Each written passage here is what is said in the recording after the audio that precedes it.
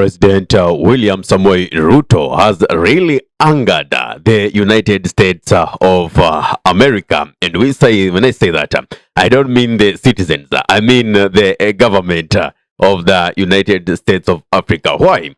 Because of his recent visit to China and the speech that he made. So apparently, if you are an African leader and you are a close associate of the United States and you start getting ties with either Russia or China, you instantly become a point of concern. Let us listen to this speech or presentation by Mr. Russia in the American what he says about this.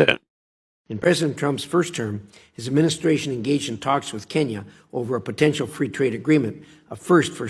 This is Senator James Russia, who says that it's time to reassess the relationship between Kenya and others who forget tight bonds or who get tight bonds with China. Sub-Saharan Africa.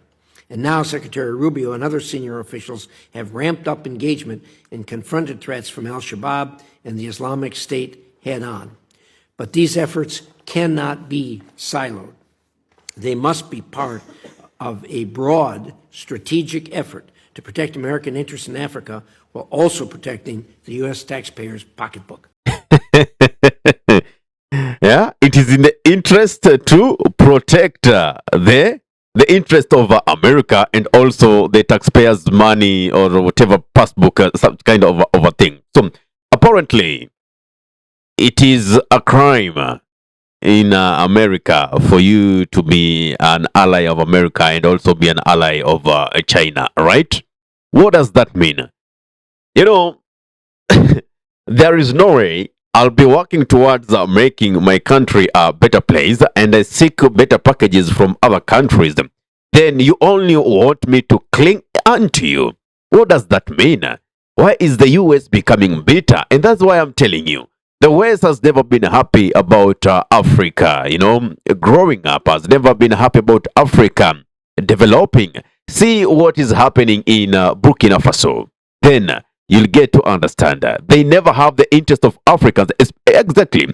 When you see that the West are praising you of how a good leader you are, then think of what are the really bad things that you're doing to your people. Nations maintain troubling ties with China, including key national security partners. Just last month, President Ruto declared that Kenya, a major non-NATO ally, and China are co-architects of a new world order. That's not just alignment to China. Co-architecture of a new world order. Yet, the Americans, they think that they already created a new world order of a democracy, and they say it has been working so well across the universe, whereas entities or nations like China are coming with aristocracy, which according to the US is not working, because it's like we are realigning whatever they had put forth. Let us listen to his speech going forward. It's allegiance. I submit for the record the text of that speech. I'm going to enter it in the record at the conclusion of the hearing that describes this. Relying on leaders who embrace Beijing so openly is an error. It's time to reassess our relationship with Kenya and others who forge tight bonds with China. And it isn't just an embracement of China, but also the, quote, new world order, end quote. Still, there are countries where meaningful engagement is possible, but only with sober judgment and clear-eyed realism. We must stop building U.S. policy in Africa around individual leaders and instead focus on strengthening institutions, expanding private sector ties, and empowering the region's young and dynamic populations. Watching President Ruto with the Chinese holding hands and talking about a new world order is just... Watching President Ruto talking to the Chinese, holding hands and talking about the new world order. Oh my, this is being petty. Oh my God. Oh my God. Oh my. It's just out of this world. This is so childish. This is so petty. I mean, how can an international, I mean, state of such a caliber raise an issue because they're simply greeting hands? No, no, no, no. Stunning. After all the work and effort we've put in there, and to see him Which kind talking of about work? a new world order, you know, the new world order was constructed by the United States and democracies, capitalist countries that are human rights loving countries, and the new Human rights? America talking about human rights while they've been sponsoring terror acts in African states? Really? They doesn't go hand to hand. No. And by the way, most of the times when you talk about these issues on the internet or in our platforms, they get muted or they even blocked. I wonder why. Is it because they also censor the internet to give things that are of their interest? And whenever you give sentiments that are against the West, then you are, muzzled? Is that what democracy is all about? Does democracy mean that I am the only one who is fit to help you? I'm the only one who should be drafting policies and bills for you. I'm the only one who should be giving direction to you. Is that what democracy is all about? I think democracy is about giving someone the free opportunity to choose whatever direction they want to take. Or maybe the definition of democracy changed. Maybe whatever we know as democracy is different from what the US knows about democracy. world order that these countries are talking about is being constructed by the autocracies, the outright communists, socialists, people have no respect for human rights. I mean, are there any people who have no respect for human rights more than the US, more than the West? Do we? Check around the universe. Tell us who are the persons who have no respect for democracy other than the US and the West in particular.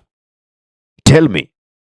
We have seen the countries whereby the West have influenced. Peace doesn't exist. And that is what they're telling us here. Africa is awake. It's stunning to hear countries. It's not stunning. Wanting No. to join or promote No. that world order when the Mr. world Rich, you order are that wrong. was constructed after World War II has served us so really well. Certainly not perfectly, but then again, the world isn't a perfect place. But so much better than what you'd see if the autocrats took over. It's discouraging to hear that, and part of it, I think, is tied to the fact that. When we do things in Africa, Which things? Which things are you doing in Africa? You are unliving us. You are killing us. You are taking our minerals. You are taking our resources. You are draining us into the trenches of poverty, Mr. Rich. What are you doing to Africa? What positive thing are you doing to Africa? Nothing. China is giving us roads. China is doing infrastructural development. What are you talking about? Individual-centric instead of a country-centric. We don't focus on institution, we focus on individuals. Somebody's pissed off. Somebody's pissed off. Oh my. By the way, I don't support President William Ruto here in Kenya. He's one of the worst presidents since the inception of independence in Kenya. He's the worst. His administration is committing lots of atrocities to the citizens of Kenya. But again, I can't, put a blind eye to these. Accusations by Senator James Rich saying that it is time to reassess their relationship with Kenya, and others who forget tighter bonds who get tight bonds with China. I mean, if you wanna help me without giving me restrictions, without giving me boundaries. I mean, if you want to give me genuine help, do it without expecting something in return. You understand? So if China is coming to develop African nations with infrastructural development, yet the only thing you can do is supply weapons. We are not at war. We don't want war. All we want is peace and development. All we want is good medical attention. All we want is a good educational system, agricultural system, a productive government. That is all we want. We don't need you to come create war. By the way, we don't need you to come steal our minerals. We don't need you to come steal our resources. We need to use our resources for the benefit of the natives of Africa, the citizens of Africa. We want to use those resources to enrich Africa, to rebuild Africa, to reclaim what you people took away from us as Africans.